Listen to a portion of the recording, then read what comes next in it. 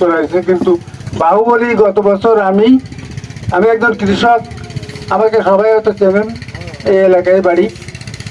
তা আমি গতবার এই বাহুবলীর মালিক বা ইয়ার মালিকের একজন মাঠ কর্মীর সাথে আমার কথা হয়।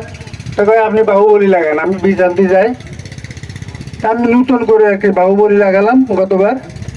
তা আমি প্রথম লাগাই আপনার মিন্টু, কিন্তু মিন্টু লাগানোর পরে আমার গাছ ভাইরাস হয়ে যায় এবং অতিরিক্ত বৃষ্টিতে গাছ নষ্ট হয়ে যায়। আমি সাথে সাথে বাহুবলী চারা ওর ফাঁকে ফাঁকে খোঁজ দিয়ে লাগাই। 500 গাছ লাগাইছিলাম।